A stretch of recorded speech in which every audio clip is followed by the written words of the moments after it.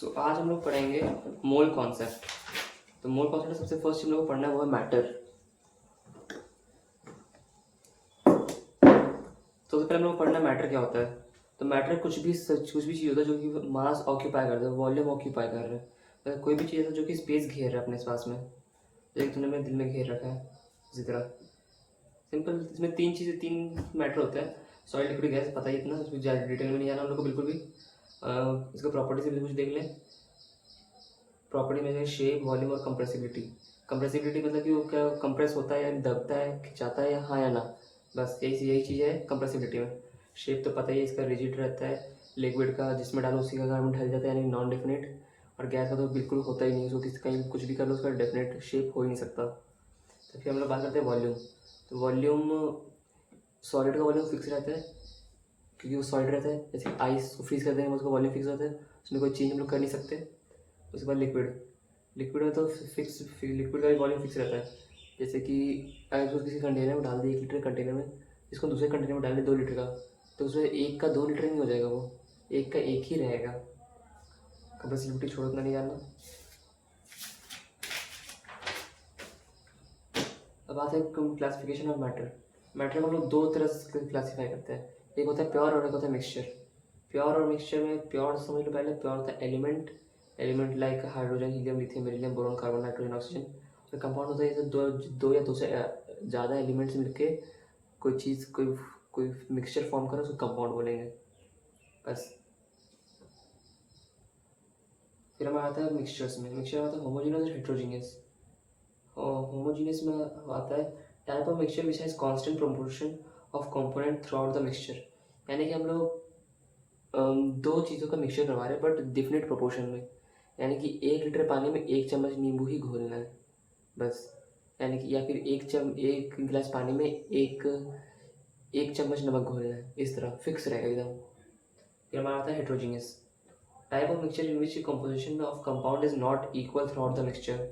जैसे कि इसमें फिक्स नहीं कोई भी चीज़। जैसे हमारे यहाँ पे एग्जाम्पल दिया हुआ है, sand and water, oil plus water. कोई भी कैसे भी जो मन किया घोर दिया, कीचड़ बना दिया, कुछ बने नहीं मतलब बन गया बस। फिर हमारे पास आता है atom. Atom smallest fundamental particle है मैटर का। वैसे इसे छोटा भी होता है, इलेक्ट्रॉन, प्रोटॉन, न्यूट्रॉन, पर फंडामेंटल पार्टिकल सबसे छोटा है एटम। एटम को हम लोग तोड़ नहीं सकते उससे ज़्यादा छोटा पार्ट में, क्योंकि एटम सबसे छोटा पार्ट है मैटर का, ये इनडिविजिबल है। और इसका शेप होता है स्फेरिकल। ऐसे रिप्रेजेंट करते हैं हम स्फेरिकल को, कंचे का शेप का बस। मॉलिक्यूल ऑफ एलिमेंट का मॉलिक्यूल बन रहा है, यानी कि दो, मतलब से एलिमेंट तो सेम रहेगा पर उसका जो मिक्सचर होगा उसमें दो प्रोपोर्शन होगा। यानी कि एलिमेंट क्या होता है, एलिमेंट होता है सिंपल एक एन, पर अगर उसका कम मॉलिक्यूल बन रहा है उसमें एन भी रहेगा, एन प्लस एन रहेगा, यानी कि N2 ऐसा। और मॉलिक्यूल ऑफ कंपाउंड, इसमें दो अलग अलग एलिमेंट्स रहेंगे और वो मिक्स होगा। फिर हम लोग बात करते हैं एटॉमिसिटी। एटॉमिसिटी सबसे जाना जरूरी है। एटॉमिसिटी क्या होता है? एटॉमिसिटी होता है number of atom present in a molecule. ये कुछ भी किसी भी तरह से पूछ सकते हैं, या टोटल एटॉमिसिटी बताओ या तो फिर कार्बन का एटॉमिसिटी बताओ। जैसे इसमें देख लो, ये इसमें H2SO4 टोटल एटॉमिसिटी 7, हाइड्रोजन का 2, ऑक्सीजन का 4, यहाँ लिख भी देता है। ऑक्सीजन का कितना है? 4। हाइड्रोजन का कितना है? 2। इस तरह से, ठीक है। तो अलग अलग भी, यानी इंडिविजुअली भी उसका एटॉमिसिटी कितना है ये भी पूछ सकता है और ये पूछेगा। सबसे ज़्यादा जरूरी यही है इस चीज़ में, इस चैप्टर में। फिर बात करें रिप्रेजेंटेशन ऑफ एटम। एटम को रिप्रेजेंट कैसे करेंगे? तो सिंपली दिया हुआ एक एलिमेंट है, उसके ऊपर में उसका एटॉमिक मास रहेगा, मतलब मास नंबर है और नीचे एटॉमिक नंबर। इसको इस तरह समझो, मान लो एक बच्चा है, सॉरी जस्ट इमेजिन ये एक पेरेंट है, ठीक है। एक पेरेंट है तो उसके सर पे क्या रहेगा? बोझ रहेगा, वेट रहेगा। इस तरह याद कर लो, पेरेंट के सर पे बोझ है, एटॉमिक वेट यानी या फिर मास नंबर, जो बोलो, और नीचे एटॉमिक नंबर जो बच गया वो तो एटॉमिक नंबर नीचे आएगा, ठीक है। ये property of matter and their measurements. ये छोटा सा कोई ज़रूरत नहीं है, इसका हटाओ।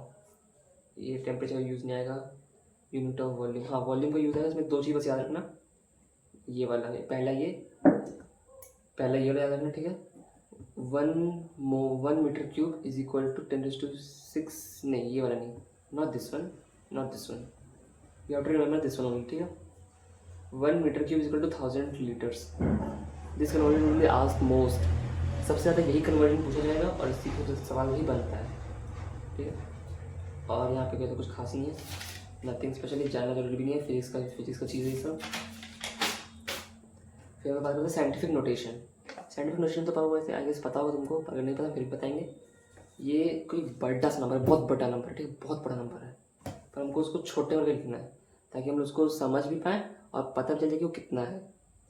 साइंटिफिक नोटेशन में क्या करते हैं हम लोग, एक डिजिट लेते हैं, जैसे कि कोई भी जस्ट इमेजिन यहाँ पे रफ करके बता दें इस जगह पे, ठीक है।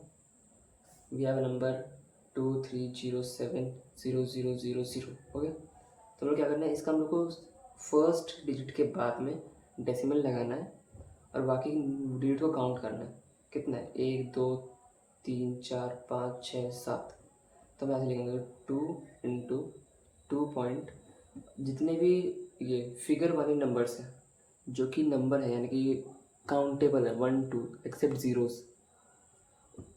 अगर 2 नंबर के जो ज़ीरो तो उसको तो वो तो लिखा जाएगा, पर लास्ट में ज़ीरो, लास्ट नंबर के बाद ज़ीरो दिया हुआ उसके बाद कोई नंबर नहीं है तो उसको हम लोग मल्टीपल में लिखेंगे 10⁻⁴ कितने ज़ीरो हैं 4। तो बस सिंपल ऐसे इस तरह से। साइंटिफिक नोटेशन भी पता ही होगा I guess. Multiplication and division भी ज़्यादा ज़रूरी है क्योंकि तुम नहीं कर पाती, आपको पता है ये बात।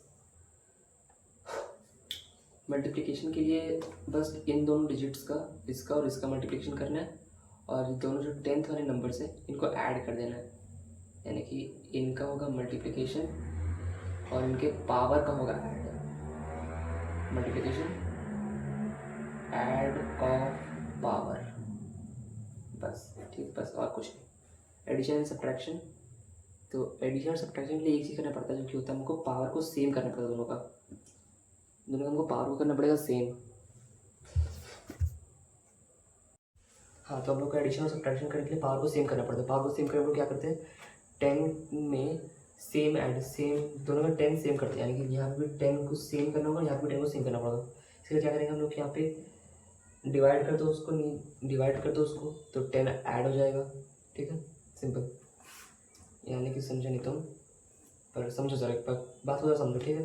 यहाँ पे 0.2 हम लिख तो दिए, पर क्या लिखे तुम सीधे यहाँ पे क्या था 2.2 इंटू 10⁻3, 2 इंटू 10⁻3 था, ठीक है। अगर हम जस्ट थिंक, अगर हमको यहाँ पे 10 लाना है, ठीक है, हमको 10 ऐड करना है, तो हम क्या करेंगे 10 से मल्टीप्लाई कर देंगे इसको, तो ये 4 हो जाएगा, ठीक। पर क्योंकि ये अगर ये इस तरह लेंगे तो ये तो वैल्यू बढ़ जाएगा ना, इसका सेम तो रहेगा नहीं। इसके लिए हम यहाँ पे 10 से डिवाइड करेंगे तो अगर ये दोनों कट जाएगा तो वैल्यू सेम रहेगा, ठीक। तो ये हम इसे 2 को डिवाइड कर देना 10 से, तो ये आ जाएगा 0.2 और ये जो टेक 10 है यहाँ ऊपर में जाएगा, यानी कि हो जाएगा 0.2 इंटू 10⁻⁴, ठीक है। अब जैसे सेम हो चुका है, तुम लोग इसको कॉमन ले लेंगे, फिर अंदर जो भी है उसको प्लस माइनस करेंगे, जो करेगा मार लेगा। तो हमारा बात आएगा सिग्निफिकेंट फिगर। सिग्निफिकेंट फिगर कुछ नहीं है, तुम जितना भी डिजिट तुमको दिख रहा है, यानी कि जस्ट इमेजिन ये ले लो ना, 23072009.0000 समथिंग एनीथिंग एल्स, ओके। तो बस काउंट करो तुमको कितने एंटिटी दिख रहे हैं, कितने तुमको डिजिट्स दिख रहे हैं। देखो यहाँ पे 1 2 3 4 5 6 7 8 9 10 11 12 13 दिख रहा है। इसका सिग्निफिकेंट कितना हो गया, इसका सिग्निफिकेंट फिगर हो गया 13, just simple 10, nothing else, nothing is there बाबू, बस। फिर एक रूल आता है इसमें, अगर कोई चीज़ दिया हुआ है जैसे 2 इंटू 10⁻23, तो यहाँ पर बस इसका सिग्निफिकेंट फिगर 1 होगा, तो ये 23 ये वाला कुछ नहीं है, इसका काउंटिंग नहीं होगा क्योंकि ये मल्टीपल में दिया हुआ है, इसको मल्टीप्लाई करके वैल्यू निकालना पड़ेगा, तो जो वैल्यू निकालना पड़े वो सिग्निफिकेंट नहीं होता है। एक चीज़ और, अगर ये ऐसे दिया हुआ है 0002, तो तुमको पता होना चाहिए कि ये क्या होगा, इसका आंसर 1 होगा, क्योंकि 0 नंबर से पहले का कुछ भी उसका होता है उसके बाद उसका कोई वैल्यू नहीं होता। पर अगर ये ऐसा रहे 0.0002, तो इसका आंसर होगा 4, क्योंकि ये ज़ीरो के बाद है, तो डेसिमल के बाद है, और डेसिमल के बाद ज़ीरो का वैल्यू रहता है जब तक कि उसके लास्ट में कोई डिजिट हो। यहाँ पे 3 ज़ीरो है और लास्ट में 2 है। अगर मान के चले यहाँ पे 2 नहीं होता तो इसका आंसर 0 रहता बस। और इसमें डाल्टन थ्योरी ये कुछ पढ़ना नहीं है। लो हाँ, सबसे एक इम्पॉर्टेंट चीज़ यहाँ पे हम लोग पढ़ना पार्टिकल्स के बारे में, चार्ज के बारे में, उनका मास के बारे में। तो ये तो इजी चीज़ है, देखो भले तो ना लगे वाला ईजी है भी, पर है इजी। इलेक्ट्रॉन, इसका चार्ज और इसका मास। हमको इसमें इलेक्ट्रॉन एक का मास एक का चार्ज याद करो, दोनों का याद हो जाएगा। इसमें बस 2 का मास याद करो, हो जाएगा सब। इलेक्ट्रॉन का मास होता है 1.6 × 10⁻⁹ कूलम, और ये माइनस में रहा क्योंकि इलेक्ट्रॉन है तो negative charge, so for that negative. Proton उसका उल्टा, जस्ट उल्टा जो है ऊपर वही नीचे हो जाएगा, बस पॉजिटिव चार्ज है। इलेक्ट्रॉन थोड़ा भारी होता है, इसका वेट है 9.1 10⁻⁻28 ग्राम्स। और प्रोटॉन होता है वो हल्का चीज़ है, इसका वेट होता है 1.6 × 10⁻24। ये पढ़ना ठीक है, हमने अपना पढ़ा है। आइसोबार, आइसोटोन्स, आइसोइलेक्ट्रॉन्स एंड आइसोटोप्स, ये चीज़ें बस पढ़ा दूँगा। एक चीज़ बस सिंपल ध्यान रखो, आइसोबार्स। आइसोबार बार मतलब पहले आइसोटोप्स को पहले आइसोटोप्स, इनका नीचे का नंबर सेम होगा, ऊपर का मुड़िया पर का नंबर अलग होगा सबका, ठीक। नीचे atomic number different, atomic mass, atomic number same, atomic mass different. Okay, then आएगा हमारा आइसोबार्स, ठीक। पहले फर्स्ट ये आता है, देन ये आता है, फिर ये आता है सीक्वेंस में 1 2 3, ठीक। आइसोबार्स, ऊपर का नंबर सेम होगा, नीचे का नंबर डिफरेंट होगा, ठीक है, ठीक, गॉट इट। जब आएगा आइसोटोन्स, आइसोटोन्स टोन्स मतलब न्यूट्रॉन्स। आइसोटोन, न्यूट्रॉन, कुछ मीनिंग समझ आ रहा है, सिनोनिम लग रहा है थोड़ा सा भी, कुछ तो लग रहा होगा ना कि हाँ थोड़ा similar kind of words. Tones, tones, tones, tone, tron, okay. यहाँ पे नंबर ऑफ न्यूट्रॉन्स सेम होता है। नंबर ऑफ न्यूट्रॉन्स निकालना आता है, नहीं आता कोई बात नहीं, हम बता देते हैं। तो ये Z = होता है it's P + N। Z you know what, it's actually A। Atomic weight = protons plus neutrons। So ये A भी हो सकता है, या फिर यहाँ P भी हो सकता है, या Z भी हो सकता है। Z भी लेकर कंसिडर कर सकते हैं, बोथ ले लो, दोनों ले लो, कोई भी सही, सब सही है।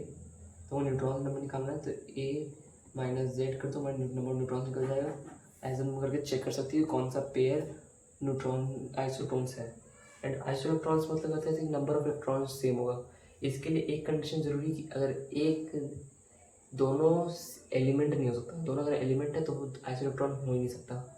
या तो एक इलेक्ट्रॉन रहेगा और दूसरा आयन, या तो दोनों आयन्स। अब हम बात करते हैं नई चीज़ में जहाँ पर हम लोग आ चुके हैं। पहले आता हम लोग का average atomic mass. Average atomic mass मतलब कि एवरेज लेना सब चीज़ का, मिला जुला करके एवरेज लेना है। तो एक क्वेश्चन सिंपल सा फॉर्मूला निकला है इस पर, ये है फॉर्मूला, थोड़ा बड़ा है, घबराना मत, पर याद कर लेना। अभी के लिए ज़रूरी नहीं है मेरे हिसाब से, पर बाद में आएगा। आइसोटोप्स, ये हमारे पास 3 आइसोटोप्स है, A1 A2 A3, और ये धरती पर प्रेजेंट है कितना परसेंटेज में 100 है। A प्रेजेंट है N1, B A2 प्रेजेंट है N2, A3 प्रेजेंट है N3। इसको इनसे मल्टीप्लाई करना है, ऊपर को नीचे से मल्टीप्लाई करके लिखो, बीच में यहाँ प्लस का साइन, ठीक। और नीचे इन तीनों को ऐड करना है, तो नीचे तीनों को ऐड करके यहाँ पे ऑब्वियसली 100 ही आ जाएगा, ठीक है। तो उसका टेंशन नहीं लेने का ज़्यादा, ठीक। या तो मैं ऐसे लिख दूँ, या तो नीचे 100 भी कर सकती है इसको, ठीक है 100, क्योंकि तीनों परसेंटेज में है ना, तो परसेंटेज तो ऐड करके 100 ही आएगा, इसलिए तो मैं 100 भी रख सकती हूँ नीचे में, बस। Next molecular mass. Molecular mass निकालना आता होगा चीज़, नहीं तो कोई बात नहीं, हम यहीं पर। मॉलिक्यूलर मास मतलब कि एक मॉलिक्यूल का मास निकालना है। कंपाउंड बोलो, मॉलिक्यूल बोलो, कोई दिक्कत नहीं, ठीक। एक मॉलिक्यूल पर H2O CO2। कार्बन का मास कितना होता है 12, एंड ऑक्सीजन का मास कितना होता है 16। 16 दूनी 32 + 12 44। वाटर का कितना होता है H का होता है 1 और 2 यानी कि 2, एंड ऑक्सीजन का कितना होता है 16 यानी 18। All good. एटॉमिक को समझा देगा पहले। हमारा आता है मोल कॉन्सेप्ट, जो कि मेन इस चैप्टर में। मोल कॉन्सेप्ट इतना समझो कि मोल कॉन्सेप्ट एक कलेक्शन है नंबर्स का, कलेक्शन ऑफ नंबर्स, ठीक। इसमें एक नंबर होता है, इसको कहते हैं हम लोग एवोगेड्रो नंबर, जो तुम पता ही है, तुम पढ़ी भी बहुत बार।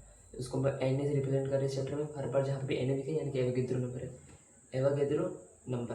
ओके, उल्टा लिखा हुआ है, कंफ्यूज नहीं होने का, याद ही होगा डिजिट। फॉर्मूलाज में आता है, 3 फार्मूलाज बेसिकली हैं, एक मास के साथ है, एक पार्टिकल के साथ है, एक वॉल्यूम के साथ रिलेटेड में। मास का मतलब ये रहा, given mass upon molar mass, number of particle upon Avogadro number, and given volume upon 2.4 litres. ये तीनों आपस में भी इंटरकनेक्टेड है, ठीक।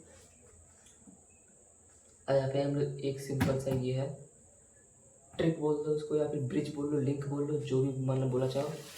इसमें सिंपली बोला कि इसमें सिंपली ये बोले हैं कि कुछ भी अगर हम लोग कुछ भी निकालना, mole is a common link to go to one to another thing. अगर हम लोग को एक चीज़ दूसरी चीज़ निकालना है, यानी कि हम लोग को अगर मास से मॉलिक्यूल निकालना है, तो पहले हम लोग को मोल निकालना पड़ेगा, फिर मॉलिक्यूल निकलेगा। उसी तरह से हमको वॉल्यूम दिया हुआ है और पूरा मास निकालना है, तो पहले उससे हमारा मोल निकलेगा, फिर उससे मास निकलेगा, ठीक है। All good. एंड ये तो यहाँ फॉर्मूला में ही लिखे हुए हैं, ठीक है, कि वॉल्यूम से मोल कैसे निकालते हैं, given volume upon this. Then फिर मोल से अगर हमको मास ऑफ सब्सटेंस निकालना है, मास निकालना है, तो मोलार मास एंड मोल को मल्टीप्लाई कर दो, ठीक है। इसका तुमको फोटो भेज देंगे, ठीक है, डोंट नॉट टू वरी। यार सिंपल कुछ क्वेश्चन से ये देख लो, ठीक है, ठीक। गियर मास मोल मास खच कुछ ये अलग पार्टी वाला क्वेश्चन है, खच कुछ। अब ये आता है मेन क्वेश्चन, जिससे जो क्वेश्चन एग्जाम में बेसिकली हर बार पूछा जाता है। इसे पहले टिप देंगे,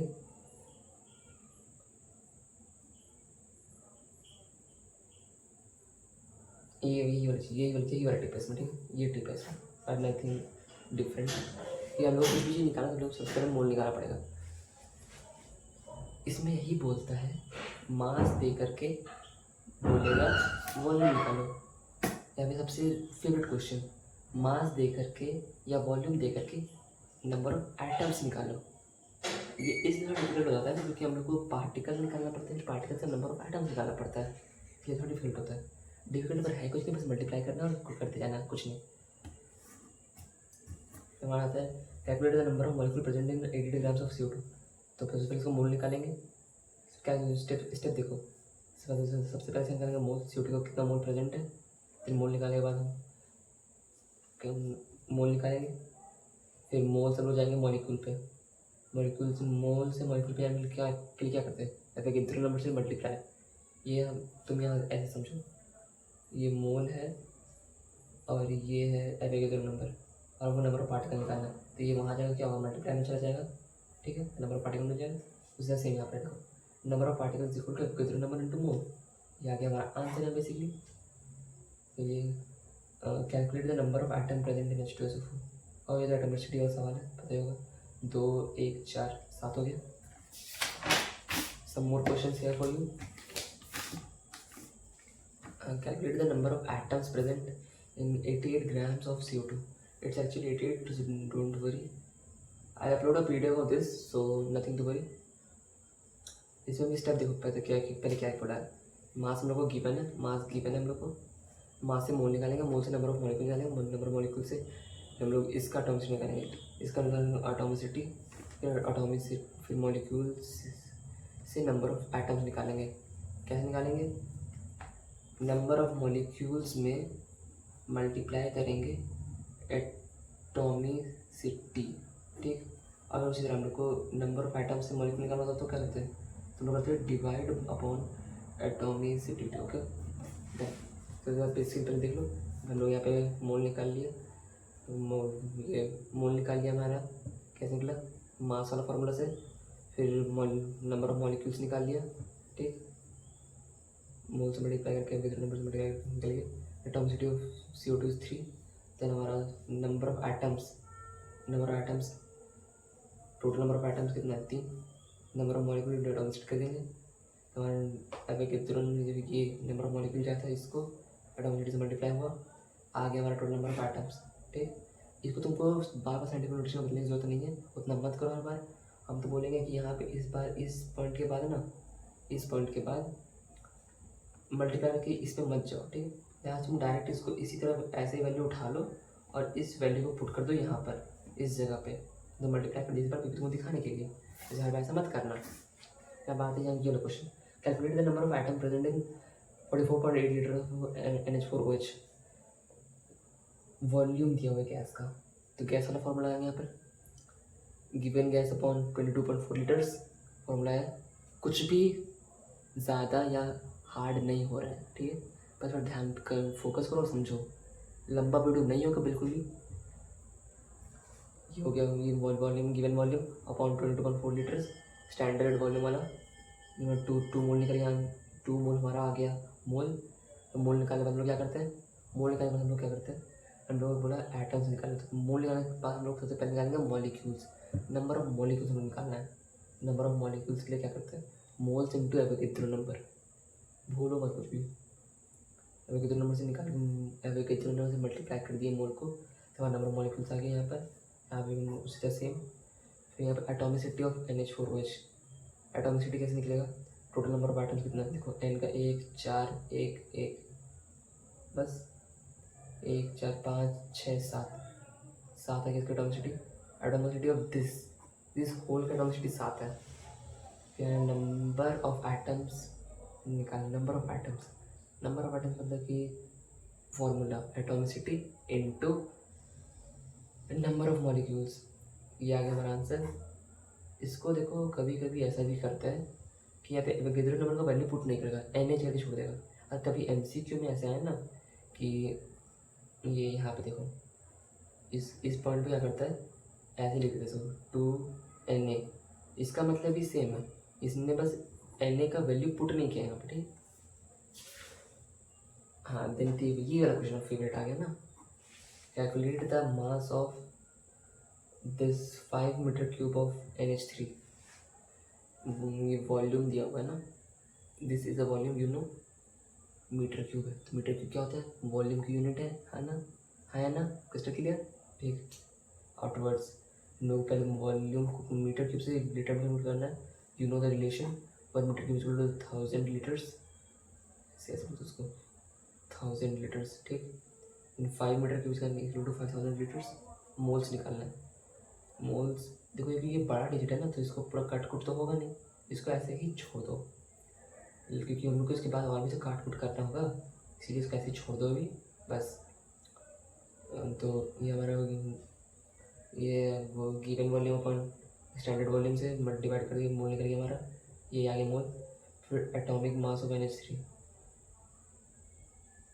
NH3 का एटॉमिक मास कितना है,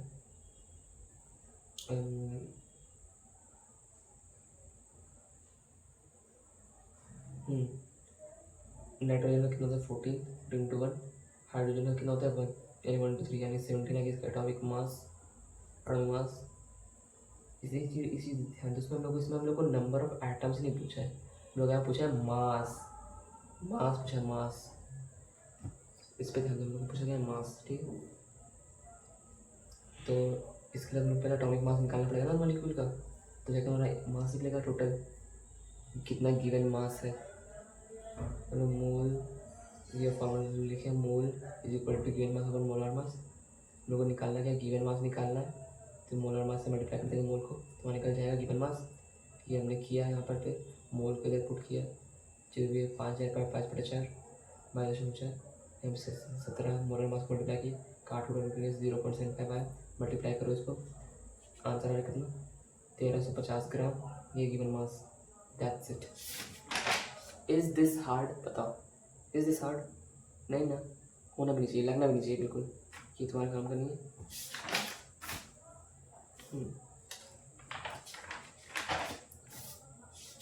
Now moving to the next page. Next question, अब हम लोग बात करते हैं, ऐसा भी तो क्वेश्चन देखी होगी बहुत बार ना कि इंडिविजुअल एक एटम का नंबर ऑफ एटम बताओ कि लाइक इस कंपाउंड में कितने नंबर ऑफ कार्बन है, कितने नंबर ऑफ हाइड्रोजन है, ऐसा क्वेश्चन बहुत देखी होगी, डर लगता होगा, कन्फ्यूजन होता होगा, थरथरा जाती होगी, ससरा जाती होगी, फड़फड़ा जाती होगी, कलेजा हाथ में आ जाता होगा, दिमाग काम करना बंद कर देता होगा, साइनस ब्लॉक हो जाता होगा, डायफ्राम अटक जाता होगा। ठीक है, कोई दिक्कत की बात नहीं है, सिंपल प्रोसीजर करना है जो हिस्सा हम लोग ने यहाँ पे ये वाला क्वेश्चन किया था।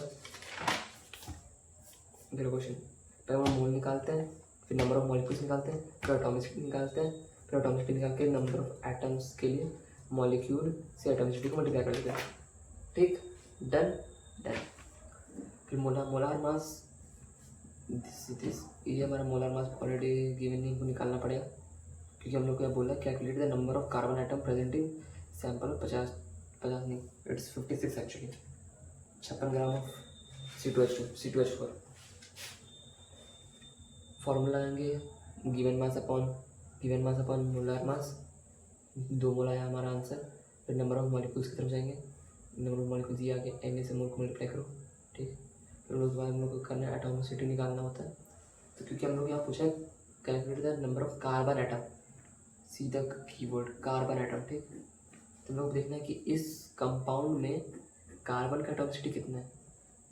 ठीक, तो हम लोग एटॉमिसिटी ऑफ कार्बन C2H4 क्या होगा, 2 होगा। यानी कि number of carbon atoms, atomicity किसका, कार्बन का, एटॉमिसिटी ऑफ कार्बन से मल्टीप्लाई करना नंबर ऑफ मॉलिक्यूल्स को, या गया हमारा आंसर।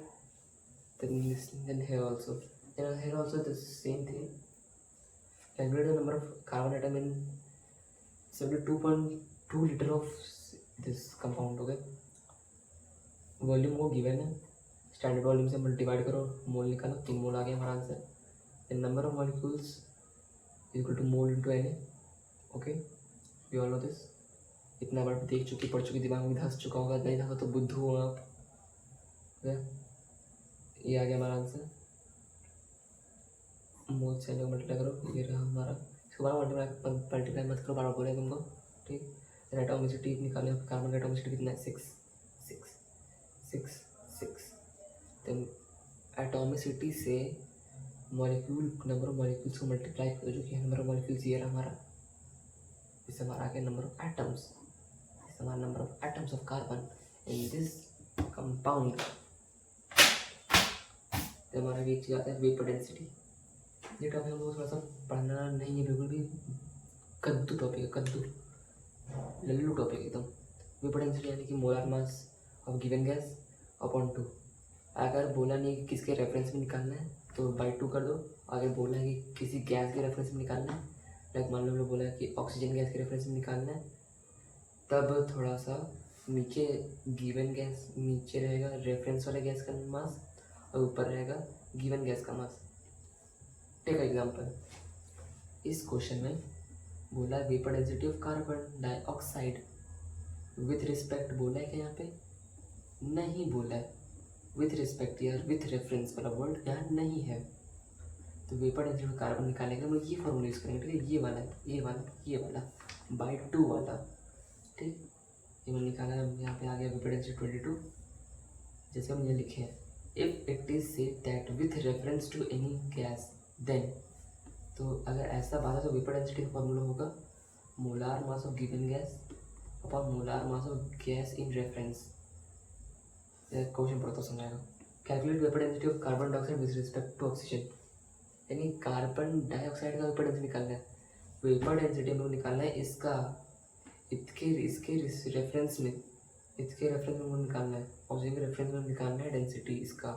ठीक, पुट करो, काट उठ करो, निकला भाग यहाँ से। 2 लॉ है, पढ़ दो फिर छोटा छोटा, 2 को और है पर मत पढ़ो, फिर लंबा है इसीलिए। पहला था law of conservation of mass, समझ आ रहा है, कंजर्वेशन ऑफ मास यानी रिएक्टेंट साइड और रिएक्टेंट साइड और प्रोडक्ट साइड मास सेम होना चाहिए। ठीक, और वो सेम होगा भी। इससे हमारा कोई क्वेश्चन बनता है कि ये दे देगा बोलेगा इसका मास कितना है, सिंपल प्लस माइनस करके निकाल लेना। फिर आता है कांस्टेंट प्रोपोर्शन। कांस्टेंट प्रोपोर्शन मतलब होता है 2 एलिमेंट जो मिक्स होगा उसका हमेशा कांस्टेंट रेशियो रहेगा, यानी कि एलिमेंट में कोई मतलब कंपाउंड बनाना है, उसके 2 एलिमेंट का रेशियो सेम होगा तब जाकर वही कंपाउंड बनेगा। अगर थोड़ा सा भी हेर फेर हुआ तो उसको दूसरा कंपाउंड बन जाएगा। आगे बात हम करते हैं एम्पेरिकल फार्मूला। सिंपलेस्ट फार्मूला हम लोग बोलते हैं empirical formula. Empirical formula is the simplest formula. Take इसमें हम लोग एक कॉमन फैक्टर से सबको डिवाइड कर देते हैं। एक ऐसा नंबर जो सब में आ रहा है उसे हम लोग डिवाइड कर देते हैं, तो हम लोग को मिल जाता है एम्पेरिकल फार्मूला। एम्पेरिकल फार्मूला को ई एफ से रिप्रेजेंट किए एंड इधर से मॉलिक्यूलर फार्मूला को एम एफ से रिप्रेजेंट किए। Don't mind it wrong, okay.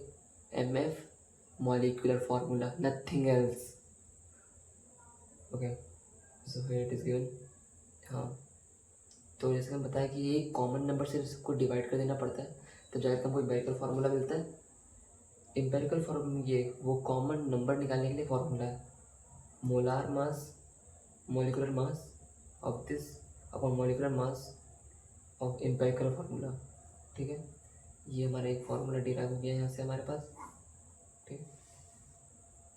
यदि अगर हमको एम्पेरिकल फार्मूला से मॉलिक्यूलर फार्मूला पे जाना है तो हम इसी n से सबको मल्टीप्लाई कर देंगे, तो हमारे पास वापस हमको मॉलिक्यूलर फार्मूला मिल जाएगा।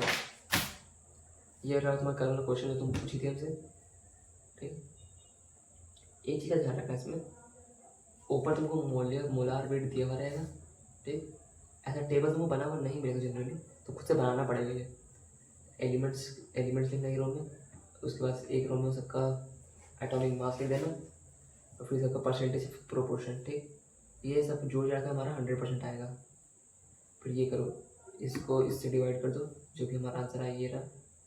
फिर सिंपलेस्ट रेशियो, अगर यदि यहाँ पे कोई डेसिमल में आता है ना, कोई एक भी, तो सबको ऐसे नंबर से मल्टीप्लाई करना पड़ेगा। जस्ट इमेजिन यहाँ पे 1.2 1.5 आता, तो हम लोग सबको 2 से मल्टीप्लाई कर देते, तो जाकर हमको एक सिंपलेस्ट रेशियो मिलता। हमारे पास ये जो सिंपलेस्ट रेशियो आ गया, हम लोग इसको पुट कर देंगे इन एलिमेंट के सामने, C1H12 O1N2S1, तो ये हमारा आ गया एम्पेरिकल फार्मूला, ठीक। अब हम लोग को इसका वेट निकालना पड़ेगा, एम्पेरिकल फार्मूला का निकालना पड़ेगा weight, so that we will get what we will, so that afterwards we can find this one, and हम लोग मिल जाएगा तो हम लोग मॉलिक्यूलर फार्मूला, एम्पेरिकल फार्मूला से मॉलिक्यूलर फार्मूला निकाल पाएंगे। शुरू से क्वेश्चन ऐसा रहेगा हमारे पास, ये जनरली इसका टेबल बना हुआ दिया नहीं रहेगा, बना हुआ दिया, वेरी गुड। एक से एलिमेंट्स लिखो, उसके बाद फिर सब उनका एटॉमिक मास लिखो, फिर परसेंटेज कंपोजिशन लिखो, कितना परसेंट अवेलेबल है, देन डिवाइड करो इनको, so that you get a ratio of percentage upon atomic मास।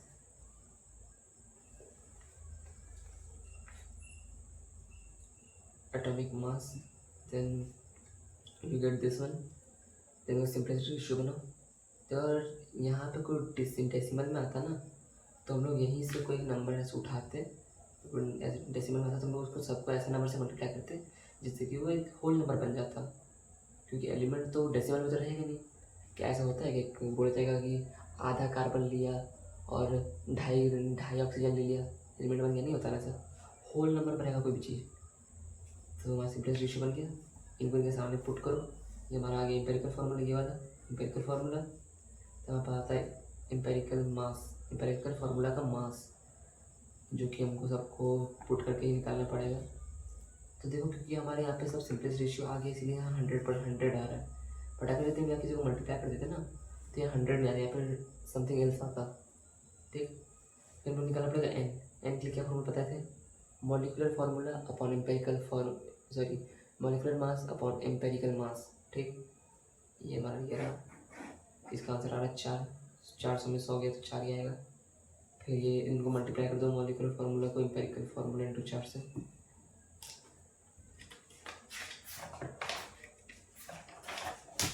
तो यहाँ पे हमारा एम्पेरिकल फार्मूला खत्म हो रहा है।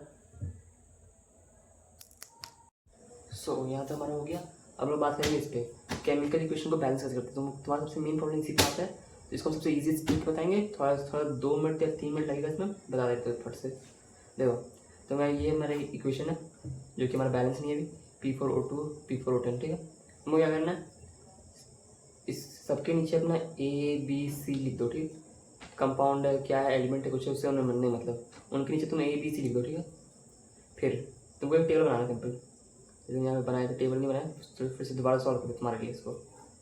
अगेन एक टेबल बनाया, इसमें लिखना P लिखना, जितने एलिमेंट्स देखो क्या कौन एलिमेंट है, यहाँ P है एलिमेंट O है, दोनों एलिमेंट के लिए बॉक्स टेबल बनाओ इस तरह।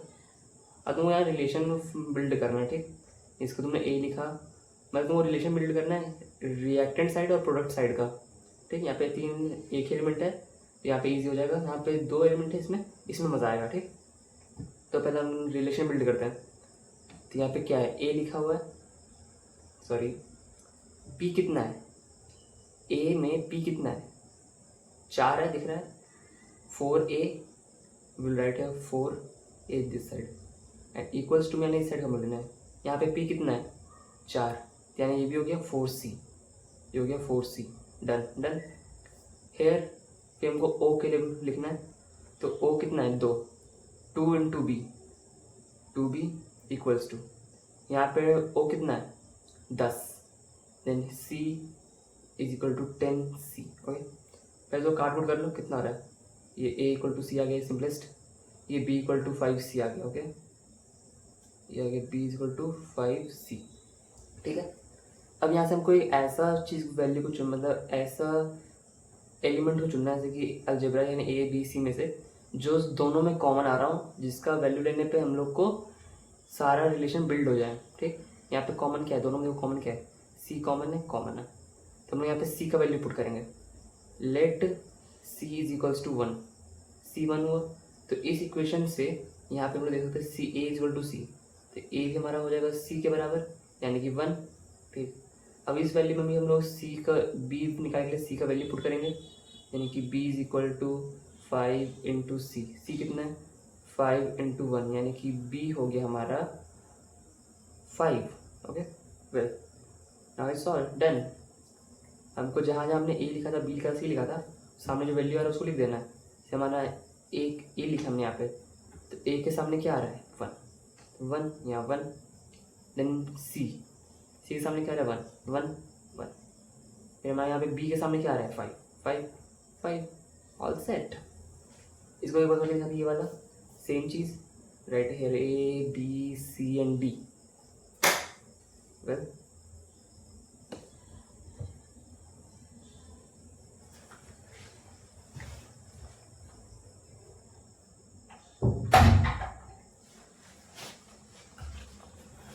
so after writing here a b c and d, we have to make a table like this one. Okay, how many elements are there, कितने एलिमेंट्स हैं, एक एलिमेंट, दो एलिमेंट, तीन एलिमेंट।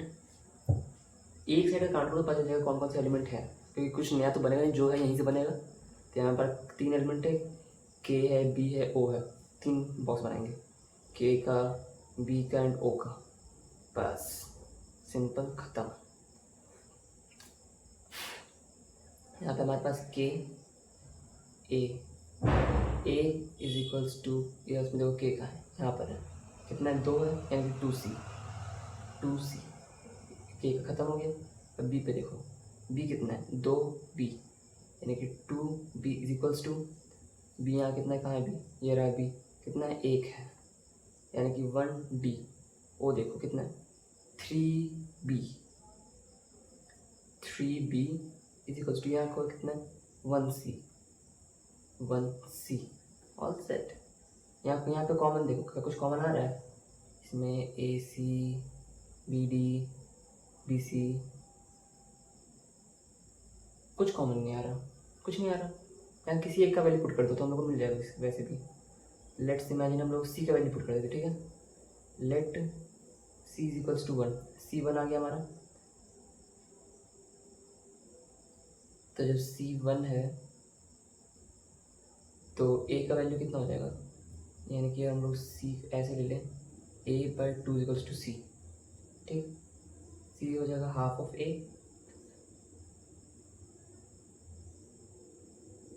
और just wait, we have to find A।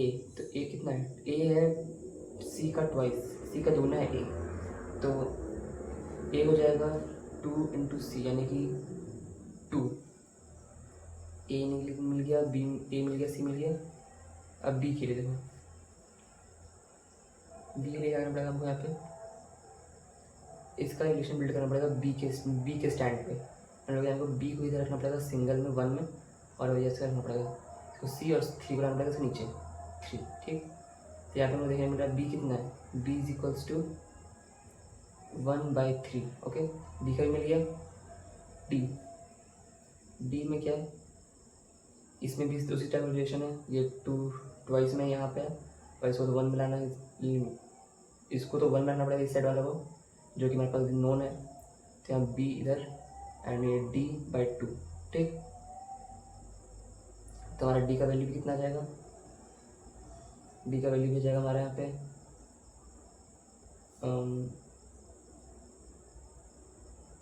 Sorry, यहाँ तुम्हारा ठीक है ना, हमको d का वैल्यू पता करना है, d तो 1 में ही है, d equal to 2b, d equal to 2b, तो d इक्वल टू 2 × 1/3, ठीक। सबको जब 1 ऐसे एक क्रॉस मल्टीप्लाई करेंगे देखो, यहाँ पे देखो कुछ डेसिमल्स में आएगा, तो उसको हमको मल्टीप्लाई करना पड़ेगा, कॉमन नंबर है सबका, 1/3 एंड 2/3। देखो अगर हम सबको 3 से मल्टीप्लाई करें तो ये हट जाएगा दोनों का, ये और दी ऐसे, या दोनों 3 में नहीं होता, कोई 4 होता 5 होता, तो पहले हम उसके एलसीएम लेते हैं, उसकी बात करते हैं, ठीक। तो हम सबको पहले 3 से मल्टीप्लाई कर देते हैं, सबको 3 से मल्टीप्लाई कर दो, 3 से मल्टीप्लाई, 3 से मल्टीप्लाई, ये हो गया हमारा 3, ये हो गया 6, कट कुछ कर करके 1, खच कुछ करके 2, ओके। सो नाउ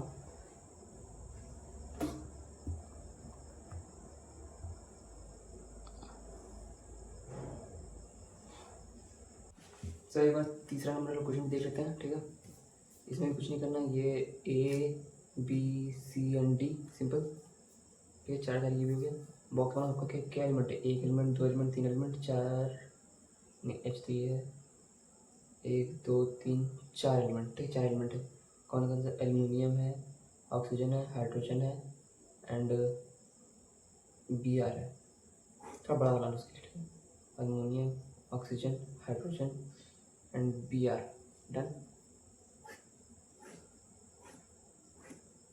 एल्यूमिनियम का देखो यहाँ पे कितना है, 1, यानी कि A इज इक्वल्स टू, इधर पे देखो यहाँ पे भी 1, A is equals to C, ठीक। देन O कितना है, O 3, 3A, और कहीं है क्या, O नहीं, यहाँ पे O है कितना, 1, 1D। फिर यहाँ पे हाइड्रोजन देखो कितना है, यहाँ पे 3 गो, 3A, और यहाँ पे भी 1 है, plus B is equals to 2D। Br देखो यहाँ पे 1 Br, और वहाँ पे भी 1 Br, ठीक। देखो ये तो इक्वेशन तो ईजी होगी, यहाँ पे बस ER थोड़ा कॉम्प्लेक्स लग रहा है ना, इसको कुछ मतलब, इसको लास्ट में सॉल्व करेंगे। पहले तो यहाँ पे हम लोग C कॉमन मिल रहा है, एक दो जगह पे, एक यहाँ C कॉमन मिल रहा है, यहाँ C कॉमन है, let C is equals to 1, C1 हो गया तुम्हारा, B C1, यहाँ पे B भी 1 हो गया, B भी 1 हो गया, B1 C1, तो A भी 1, A भी हमारा 1 हो गया, और D बोला है, D पूछा है, D कितना है, 3 गुना A का, A हमारे पास पहले से, तो D हो गया हमारे पास 3 × 1 इक्वल टू 3। फिर हमारे पास इस इक्वेशन में बस वैल्यू पुट करना है, तो हमको B क्या सब मिल गया, एक second, A B C D, हाँ 4 तो मिल गया, तो बात खत्म हो गया, सॉल्व हो गया। क्या A पे क्या रखना है, 1, B पे क्या रखना है, 1, C पे क्या रखना है, 1, D पे क्या रखना है, 3, बस इक्वेशन बैलेंस करने में तुम सीख गए हो, डन। नेक्स्ट स्टोइकियोमेट्री, ये वही चीज़ें जहाँ से सवाल आता है हमेशा, ठीक। पहला आता है वहाँ से मोल निकालने वाले से, दूसरा आता है यहाँ से, तो इसमें 4 चीज़ से रिलेटेड क्वेश्चन पूछते हैं, mass, mole, number of molecule and volume, ठीक। इसमें क्या लगेगा, एक इक्वेशन दे देगा, केमिकल इक्वेशन दे देगा, बैलेंस रहेगा, नहीं रहा तो कर लेना, सीख तो गई होगी पहले। इसमें रेशियो तुमको पहले दिख रहा है, यहाँ पे 1:2 है ना, तो यहाँ पे जो भी रहेगा mass, mole, number of molecules and volume, वो भी इसी रेशियो में अरेंज रहेगा यहाँ पे, ठीक। जैसे मैंने लिख दिया 1 मोल 2 मोल, 1:2, 1 मोल 2 मोल, 1:2, 16 ग्राम। तो यहाँ पे भी ये ओ, इसका वेट कितना है, CH का वेट आता है 16 ग्राम, एंड O2 का वेट कितना आता है 16 16 32 32 32 का दुगना 64। इसका दुगना नहीं होगा यहाँ पे, ठीक है, इसका दुगना नहीं है, यहाँ पर इसका डबल है, इसका मास में इसका डबल लेना है हमको, इसका मॉलिक्यूलर मास का डबल। तो यहाँ पे इसका CO2 का कितना होता है 44 एंड हाइड्रो इसका वाटर कितना होता है, वाटर का होता है हमारा 18 × 2 36। वैसे उस तरह नहीं भी लेना तो इसको सिंपल ऐसे वेट निकाल लो इसका, CH4 कितना 16, 2O2 का यानी 4 ऑक्सीजन का 64, तो निकाल लेना। देन मॉलिक्यूल्स देखो, नंबर ऑफ मॉलिक्यूल्स, ये 1 N है, ये 2 N है, 1 N है, 2 N, simple. Then here also एक 1 STP/लीटर है 22/4, यहाँ पे भी 44.8 22.4 40.8 लीटर, ठीक, इतना हो गया, बेसिक क्लियर हो गया। लेकिन रेशियो तुमको ये तो दिया रहेगा ना, ये तुम्हारा रेशियो सिंपल रेशियो, और इससे तुम mass, mole, number of molecules and volume equate कर सकते हो उससे, ठीक। Then we are gonna talk about limiting reagent. ये इसका मतलब होता है जो रिएक्टेंट कम है, जैसे मैं देखो इसमें सबसे कम क्या है, सबसे कम है ये CH4 16 ग्राम, 16 ग्राम सबसे कम, तो इसमें हमारा लिमिटिंग रिएजेंट ये होगा, ठीक। तो इस केस में ना, लिमिटिंग रिएजेंट वाले क्वेश्चन के केस में वो दोनों का वेट दिया रहेगा, बोला जाएगा कि हमारे पास 20 ग्राम है CO2 का एंड 100 ग्राम है O2 का, ठीक। दोनों रिएक्शन किया, ये हमको CO2 बनाया, ये तो इसका वेट बताओ और 2H2 इसका वेट बताओ कि कम कितना प्रोड्यूस होगा सब। तो हम लोग यहाँ देखिए 16 ग्राम के लिए 64 ग्राम यूज़ हो रहा था, ठीक ठीक, यानी कि 1 ग्राम पे कितना यूज़ होगा, देखते 16 ग्राम CO2 के लिए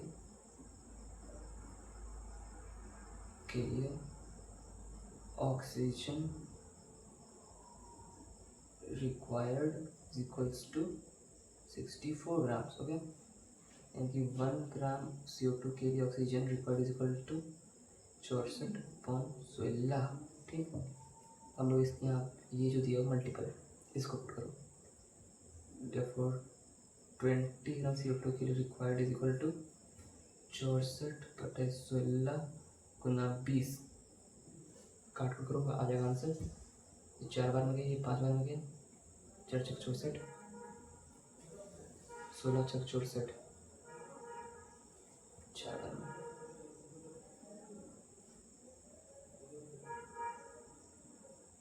5/20,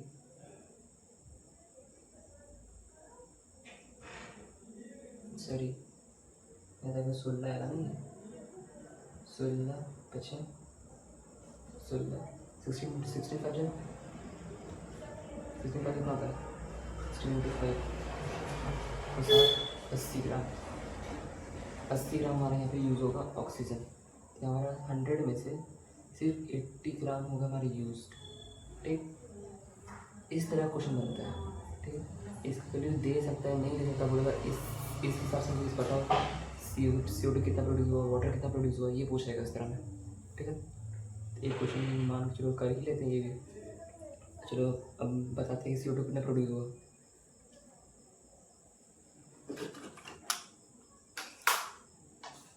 लेट्स टॉक अबाउट CO2 कितना प्रोड्यूस हुआ, जैसे हम यहाँ देख सकते थे 16 ग्राम पे 44 ग्राम CO2 प्रोड्यूस हो रहा है, ठीक है। सेम यही मेथड लगेगा यहाँ पे भी, जो यहाँ लगा वो इसके लिए भी नहीं लगेगा, 16 ग्राम CO2 प्रोड्यूसेस सॉरी CH4 हुआ यहाँ पे, ठीक है, CH4 वही सोच रहे हैं दूसरे कि यहाँ पे सेम कैसे आ गया, CH4 then 16 gram CH4 produces CO2 equal to कितना, 16 ग्राम पे 44 ग्राम प्रोड्यूस कर रहा है, 44 ग्राम, देखो 1 gram CH4 produces CO2 is equals to 44/16। देखो यहाँ कितना गिवन है, यहाँ कितना गिवन है 20 gram CH2 produces CO2 is equal to 44/16 गुना 20। खट खट कितना 4 5 तो कितना 11 गुना 5 इज इक्वल टू 55 ग्राम। ठीक, ये हमारा CO2 प्रोड्यूस कितना। देन हमसे ये भी तो पूछेगा ना कि ऑक्सीजन प्रोड्यूस कितना हो रहा है, ऑक्सीजन सॉरी वाटर प्रोड्यूस कितना हो रहा है। तो वाटर प्रोड्यूस के लिए हम यही करेंगे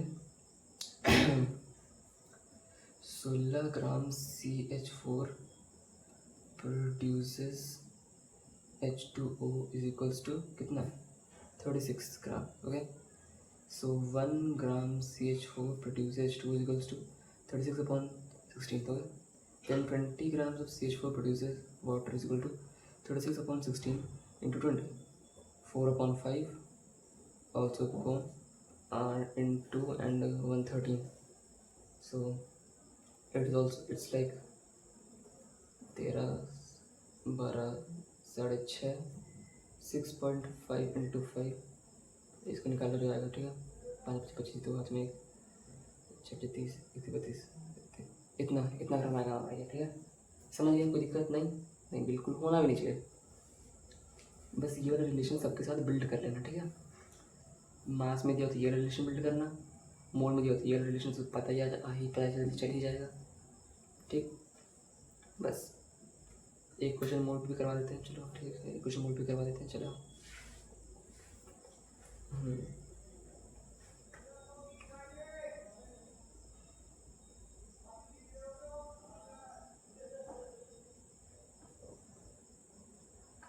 ये क्वेश्चन ले लो, CH4 plus O2 gives CO2 plus 2H2O।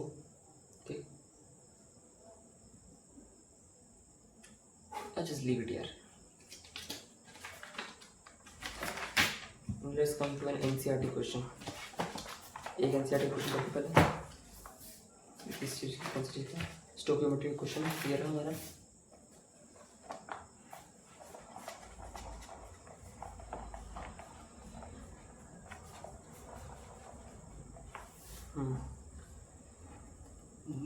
Calculate the amount of water produced by the combination of 16 gram of methane। तो ये अब ये वही वाला चीज़ है। ठीक है, क्वेश्चन ये ऐसा कुछ CH4 plus 2O2 gives CO2 plus H2O2। ठीक, बोला कि 16 ग्राम है। Calculate the amount of water produced। हमको क्या निकालना है, वो ये पता करना। ठीक है, we have to find out this one। Okay, उसके लिए सबसे पहले हमको क्या फाइंड करना पड़ेगा, सबसे पहले हम लोग इसका मास निकाल देते हैं, स्टैंडर्ड मास। CH4 का मास कितना होता है, C12 एंड H4 16। इसका स्टैंडर्ड मास होता है 16, इसका स्टैंडर्ड मास होता है 16 होता है ना। ओके, इसका स्टैंडर्ड मास होता है 16 एंड इस पे CO2 का मास कितना होता है, यहाँ CO2 का मास कितना लिख रहा है हमको, C का 12 32 44। ठीक, तो अकॉर्डिंग टू दिस इक्वेशन हम क्या कर सकते हैं, 16 gram CH4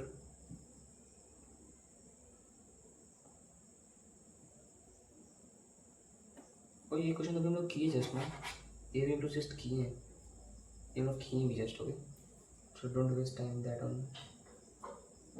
how many moles of methane are required to produce. हाँ देखो ये वाला क्वेश्चन, ये क्वेश्चन करते हैं। ठीक है, 1.4 हम लोग क्या करना है, CH4 plus 2O2 gives CO2 plus 2H2O। ठीक है, गिवन क्या है, required to produce 16 gram CO2। ये हम लोग गिवन है 22 ग्राम्स। और स्टैंडर्ड मास 16 ग्राम 44 ग्राम स्टैंडर्ड मास, ये स्टैंडर्ड मास का बात हो रहा है यहाँ पे। ठीक, उसके बाद ये देखो कि 16 ग्राम 44 ग्राम प्रोड्यूस करता था, यानी कि इसको ऐसे उल्टा करके लिखो, ठीक। 44 gram CO2 produced by CH4 is equal to 16 gram, यानी कि 1 gram CO2 produced by CH4 is equals to 16/44. Okay, therefore 22 gram CO2 produced by CH4 is equal to 16/44 into 22. 1, 2, 8. The answer will be it's 8. Okay, तो यहाँ पे ग्राम में हमारा answer आ गया 8. CH4 required is equals to 8 ग्राम, ठीक है। पर यहाँ पूछा गया कि कितना मोल्स, ठीक है, हाउ मेनी मोल्स, मोल्स कुछ हमसे, ठीक। तो मोल्स का फॉर्मूला क्या था, given mass upon molecular mass, यानी मोलार मास, हो गया। गिवन मास कितना हमारा 8, मोलार मास कितना है 16, कट को कितना आ गया 0.5 मोल। फिनिश, क्या करना आंसर। एक और क्वेश्चन करना है क्या। 50 kg of N2 and 10 kg of H2 are mixed to produce, ये क्वेश्चन करो। उसके बाद फिर हम लोग पढ़ेंगे, ये पढ़ना है और ये पेज पढ़ना है बस, एंड कुछ नहीं है इसमें, 2 टॉपिक पढ़ेंगे बस और कुछ नहीं। 50 kg of N2 and 10 kg of H2 are mixed to produce NH3. Calculate the amount of NH3 formed. Identify the limiting reagent in the production of NH3 in the situation. Okay. तो हमारी equation reaction कुछ ये रहा हमारा equation N2 plus H2 3H2 gives 2NH3. Okay. Standard mass 14 टू जाए, standard mass निकल कर ये होता है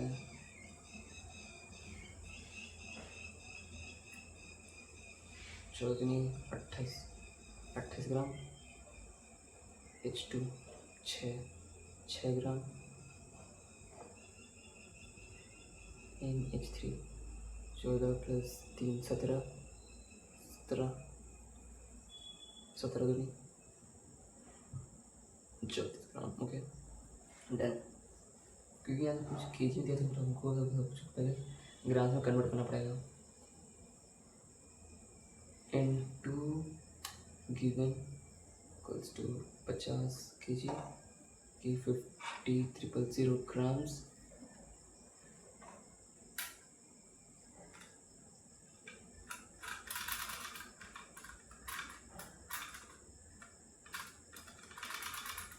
एंड हाइड्रोजन गिवन कितना है 10 kg equals to 10,000 grams। Done.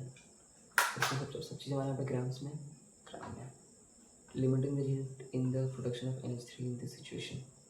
यहाँ देखो कम क्या है, इसमें सबसे कम क्या है हमारा, कम है यहाँ पे हाइड्रोजन। कम क्या है हमारे पास हाइड्रोजन, तो हम यहाँ पे हाइड्रोजन को लेंगे एज अ लिमिटिंग रिएजेंट।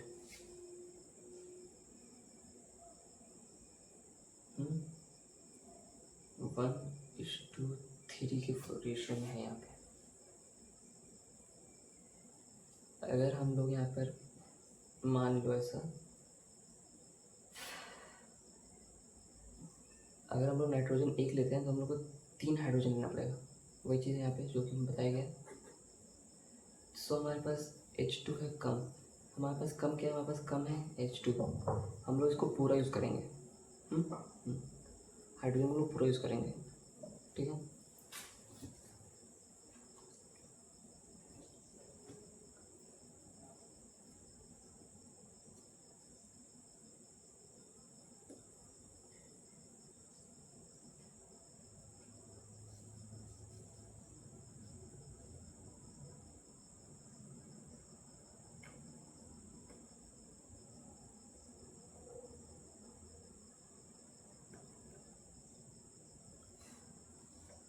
तो लिमिटिंग रीजन वाले सवाल में हम लोग को दोनों का मोल भी निकालना पड़ेगा कि कौन कितने मोल प्रेजेंट है। तो मोल ऑफ N2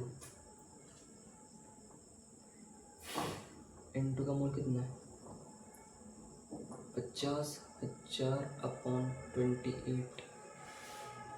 काट के पता नहीं कितना होगा, कुछ होगा जो भी होगा जानते हो, रहने दो।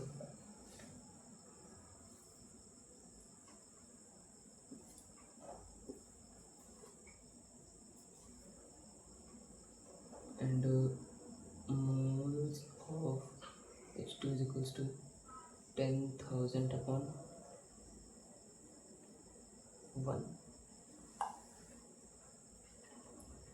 ये तो हो गया हमारा 10,000 मोल्स। एंड ये भी समथिंग कुछ हो गया, पता नहीं क्या होगा। वॉटेवर जो भी हो रहा है, ठीक है रहने दो। हम लोग का फाइंड क्या करना है कि ये कितना प्रोड्यूस होगा, ठीक है।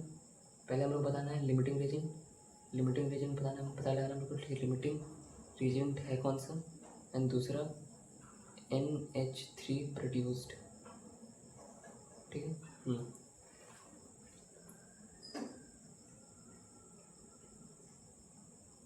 तो ऑब्वियसली यहाँ पे पता चल पा रहा है कि यहाँ पे हाइड्रोजन कम है, यहाँ पे भी हाइड्रोजन कम रहता है। So according to this 3 hydrogen के लिए 1 नाइट्रोजन, ओके। देयरफॉर 1 हाइड्रोजन के लिए 1/3 nitrogen, okay. This all happened, and now we have to do is कि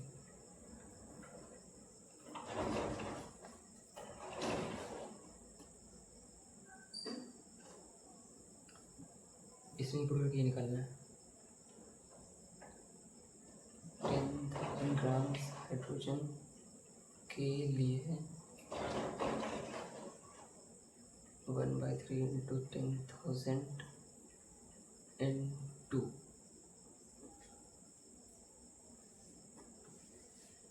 9 है 3 बार में 1 0 10 3 से 3 बार लगे 3 है 3 4 3।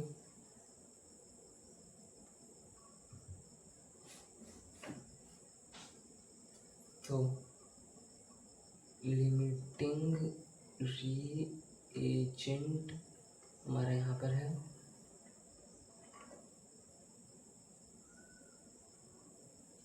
लिमिटिंग रीएजेंट है हमारा हाइड्रोजन, क्योंकि हाइड्रोजन पूरा यूज हो गया है, ठीक है। सो अब इसके बाद पे हमारे पास एक और चीज़ है, दैट इज़ व्हाट, हमको ये निकालना है ना प्रोड्यूस कितना होगा। सो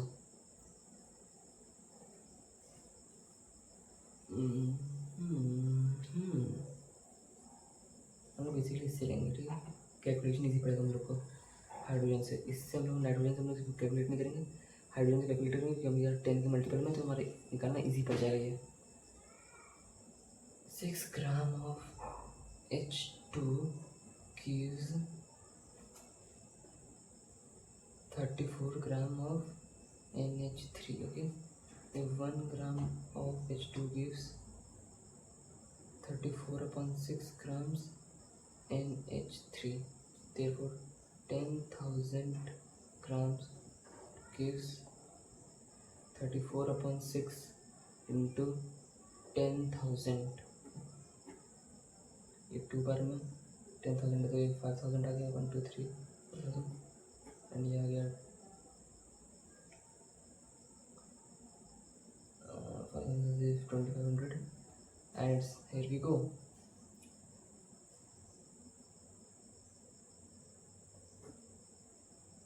पच्चीस 100 25 4 25 100 100 25 75 85 850 एंड 20 इसका 00 grams NH3 produced. ओके,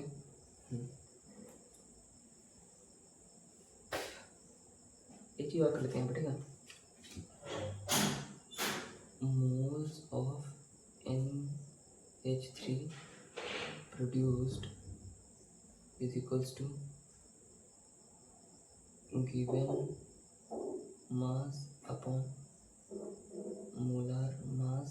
ठीक है, तो क्या हो जाएगा 85000 अपॉन ऊपर यहाँ क्या दिया हुआ है 34 इतना मोल्स है। ठीक, एग्जाम में चाहो तो अगर इस तरफ बड़ा नंबर आए ना तो उसको डिवाइड मत करना, रहने देना, नंबर मिल जाएगा। ना हम लोग यहाँ से चलते हैं, आगे बढ़ते हैं। ये क्वेश्चन कर लिया, ये क्वेश्चन कर लिया हमने। ठीक, एक जो बुक कॉपी करा दी, ये क्वेश्चन इसमें करा दिया, ये क्वेश्चन भी इसमें करा दिया, बस। अब हम लोग को पढ़ना है मास परसेंटेज क्या होता है। सो मास परसेंटेज मतलब होता है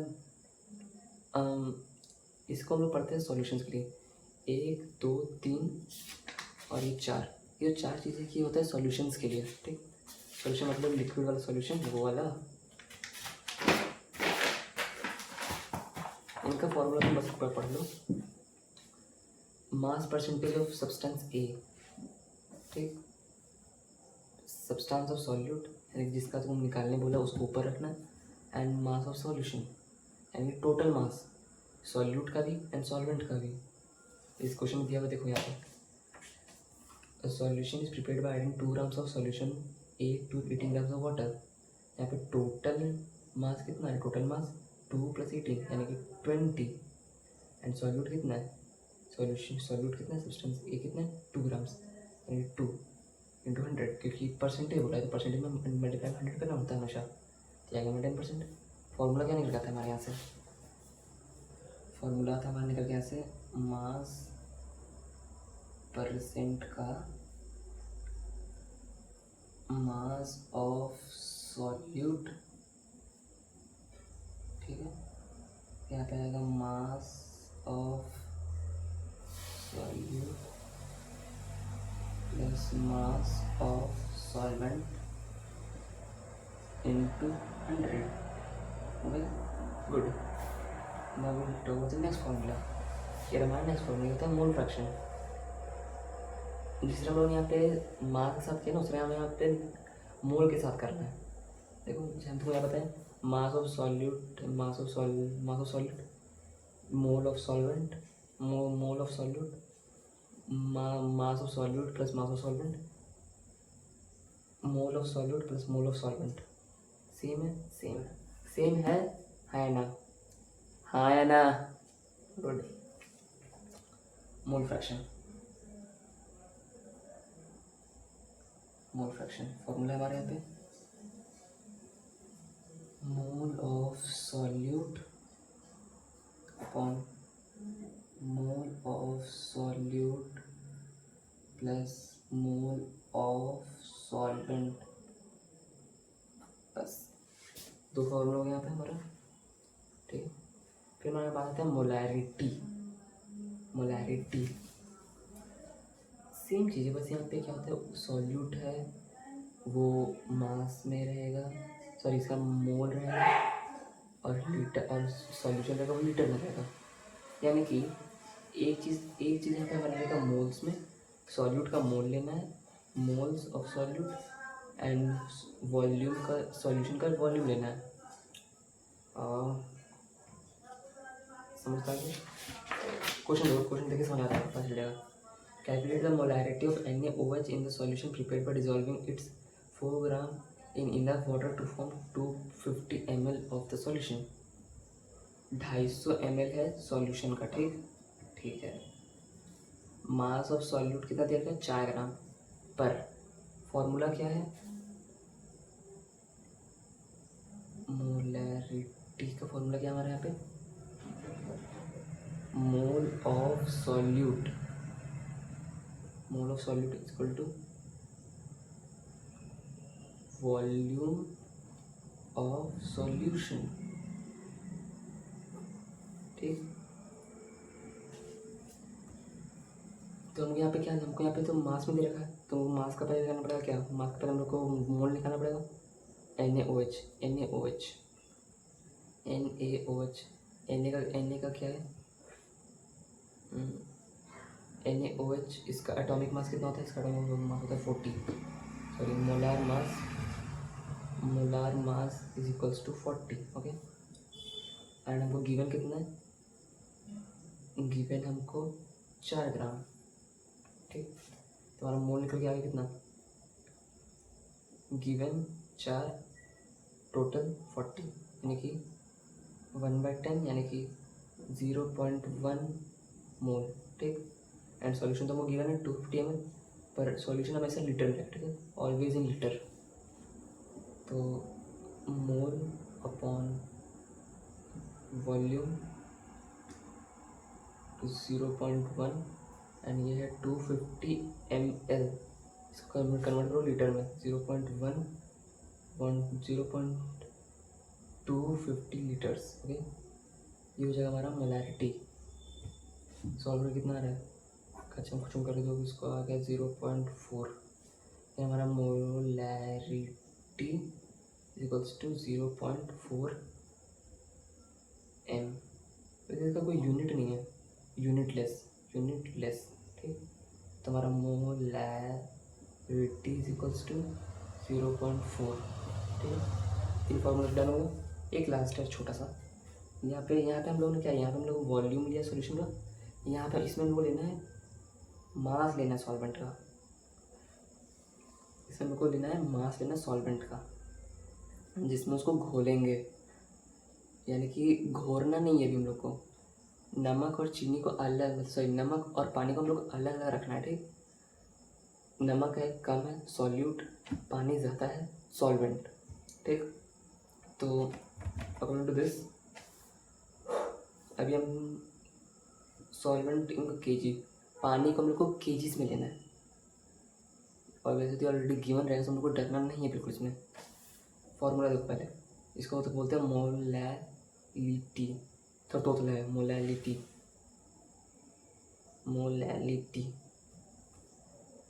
मोल of solute upon mass of solvent.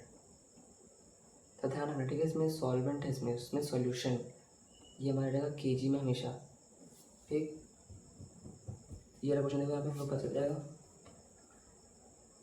Density of this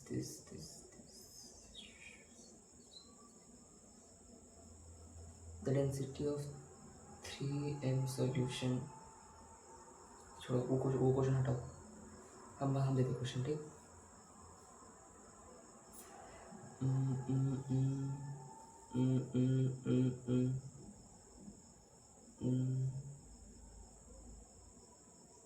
अरे कुछ दिमाग में यार, इसका मतलब हिसाब से और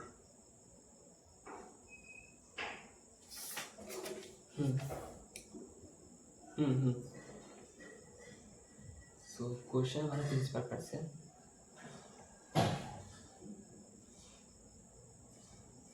find molality of solute is 16 gram of CH4 and solvent is 900 grams। Okay, इसको लो, इसको मैं हमारे पास सॉल्यूट कितना है, सॉल्यूट हमारे पास 16 ग्राम, पहले क्या इसको मोल गिवन अपॉन मोलार। CH4 का मोलार मास होता है कितना, C का 12, H का 4, 16, यानी कि ये क्या हो गया, ये हो गया 16/16, यानी कि 1 मोल। डन। अब इसको पुट करेंगे फॉर्मूला में, molality is equals to mole of solute upon mass of solvent. Okay, formula comes like this: 1/900 gram पर ग्राम्स में होगा, नहीं होगा केजी में, कन्वर्ट करना पड़ेगा केजी में। तो 1/0.900 kg आफ्टर सॉल्विंग दिस, जो आएगा हमारा वही आएगा हमारा आंसर। इसको हटाओ 3 0 के ऊपर, 3 तो 10/9, तो ये इसका आंसर आएगा हमारा 0.9। ठीक, आंसर का 0.9। इसके साथ हमारा चैप्टर होता है खत्म। फॉर्मूलाज हमारा ये रहा फॉर्मूलाज 4।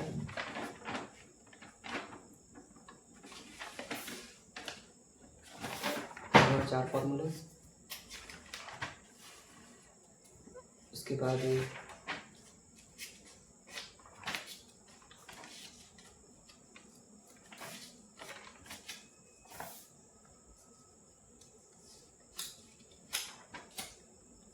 ये रहा फॉर्मूलाज और ये रहा वो। ठीक है, इसको लास्ट में पेस्ट कर देंगे। And thanks.